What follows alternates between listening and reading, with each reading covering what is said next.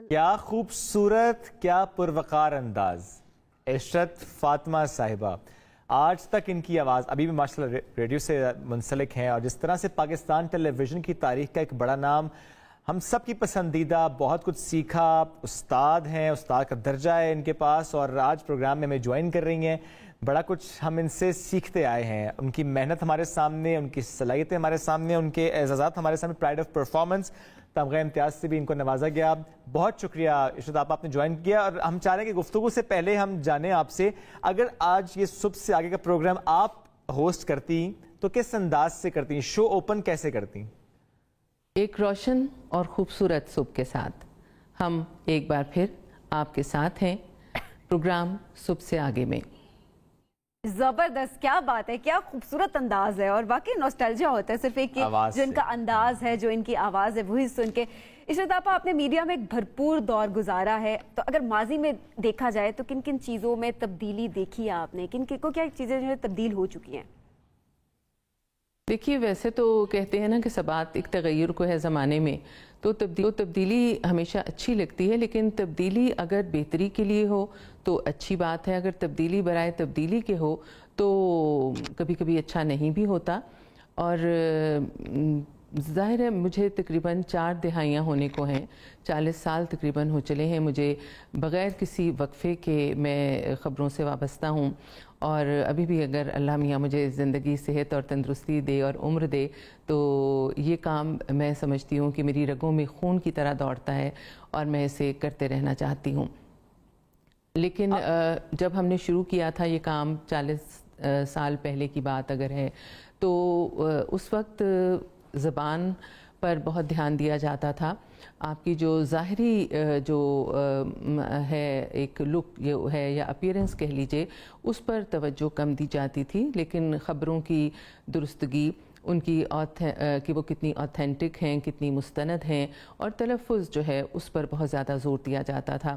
اس کے علاوہ جو شخصیت کا رکھ رکھاؤ ہے، ایک معاشرے میں ایک ایسی شخصیت دکھانا اینکر کو یا نیوز کاسٹر کو کہ جس سے لوگ سیکھیں، یہ بہت ضروری ہوتا تھا، اور یہ چیزیں اب تقریباً ناپید ہو چکی ہیں. بالکل ٹھیک ہے. اور آپ کے جب کیریئر ہم اس کا ذکر کرتے ہیں، کئی انٹرویوز آپ کے ہم نے دیکھے، کیے بھی، بہت سے واقعات آپ شیئر بھی کرتی ہیں، لیکن ہم چاہتے ہیں کہ آج کوئی ایسا واقعہ شیئر کریں جو آپ کو یاد آ رہا ہو کہ اچھا وہ شیئر نہیں کیا. کچھ ہوتا ہے نا واقعات، یہ تو بار بار شیئر ہو جاتے ہیں، کوئی ایک دو ہوتے ہیں جو شیئر نہیں ہوتے، ایسا کوئی واقعہ اگر شیئر کرنا چاہیں؟ بہت سے واقعات ہیں، بہت سے ہسٹورک ہیں جو کہ ہم سمجھیں کہ ہماری جو سیاسی تاریخ ہے اس کا حصہ ہیں. کچھ کھیلوں کے حوالے سے ہیں، جیسے ورلڈ کپ کا پاکستان نے جب جیتا تھا، اس کی جو ٹیلی ویژن پر خبرنامہ وہ میں نے پڑھا تھا، اور مجھے آج بھی یاد ہے جب پوری پاکستانی ٹیم جو ہے وہ اپنا ورلڈ کپ ہاتھ میں لے کے پورے گراؤنڈ کا چکر لگا رہی تھی. اس کے علاوہ جو ہیں اور بہت سے واقعات ہیں. ایک دفعہ ہماری وزیر اعظم تھیں محترمہ بے نظیر بھٹو صاحبہ، تو وہ امریکہ کے وزٹ پر گئی ہوئی تھیں، اور میں صبح کی خبریں پڑھ رہی تھی.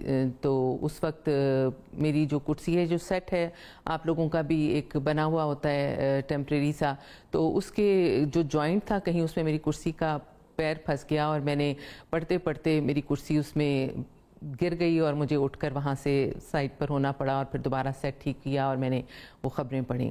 اس طرح کے بہت سے واقعات ہوتے ہیں. بہت سے واقعات بالکل جی، بہت سارے ایسے. میرے خیال میں آپ کے پاس تو پوری لسٹ ہوگی ان واقعات کی. اس وقت آپ کو پرائڈ آف پرفارمنس ملا، تمغہ امتیاز ملا ماشاءاللہ، لیکن یہ حاصل کرنے کے لیے کتنے چیلنجز کا آپ کو سامنا کرنا پڑا؟ ذرا ان چیلنجز کے بارے میں بتائیں جو کہ اس دور میں ہوا کرتے تھے. دیکھیے، کوئی بھی کام اگر آپ یہ سوچ کے کریں کہ مجھے اس سے آمدنی کیا ہوگی، مجھے اس سے کیا ملے گا، تو وہ کام جو ہے وہ خلوص سے نہیں ہو پاتا. یہ میرا شوق ہے، یہ میرا پیشن ہے، یہ میرا پروفیشن نہیں ہے. تو میں نے کبھی نہیں سوچا کہ میں اس سے کیا کما پاؤں یا میں اس سے کیا ایوارڈ حاصل کروں، کبھی بھی نہیں سوچا. بس مجھے اس سے تسکین ہوتی ہے. جس دن میں اچھا پڑھتی ہوں میں خود کو شاباش دیتی ہوں، میں اچھا کھاتی ہوں. جس دن میں اچھا نہ پڑھوں اس دن میں خود کو سزا دیتی ہوں، میں اس دن کھانا نہیں کھاتی اس وقت تک جب تک میں اچھی پرفارمنس نہ کر سکوں. لیکن یہ ہے کہ چیلنجز کی جہاں تک بات ہے تو ایک عورت ہونے کی حیثیت سے جب میں نے شروع کیا تھا تو ایک تو ویسے ہی ہماری سوسائٹی جو ہے وہ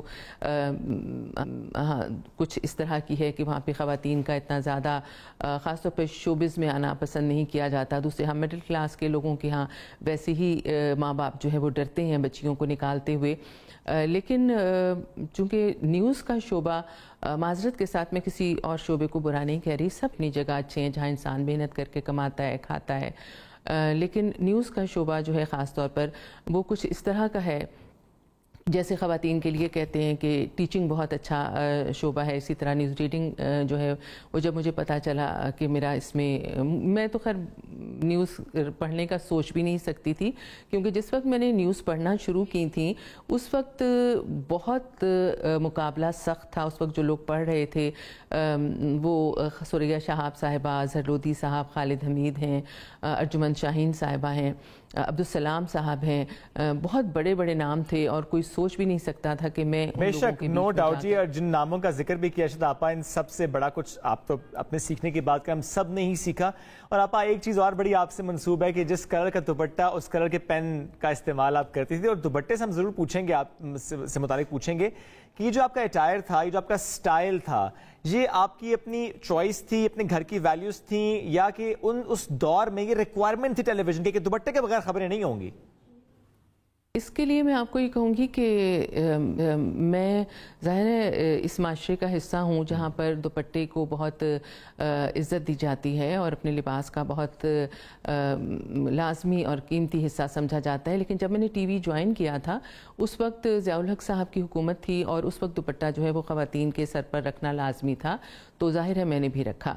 لیکن جب اس میں نرمی ہو گئی اور یہ اجازت دے دی گئی خواتین کو کہ وہ اگر چاہیں تو دوپٹہ سر سے اتار بھی سکتی ہیں, تو اس وقت میں نے خاص طور پہ میری والدہ نے مجھے اس بات کے لیے کہا سختی سے, اور میں نے بھی اس بات کو تسلیم کیا کہ اب چونکہ لوگ مجھے دوپٹہ سر پہ رکھے ہوئے قبول کر چکے ہیں اور مجھے پسند بھی کرتے ہیں, اور میں اس سوسائٹی کا ایک ایسا حصہ بن چکی ہوں, مثال بن چکی ہوں کہ یہ میرے لباس کا لازمی حصہ ہے اور سب سے خوبصورت بھی, تو میں نے پھر اس کو اتارا نہیں سر سے.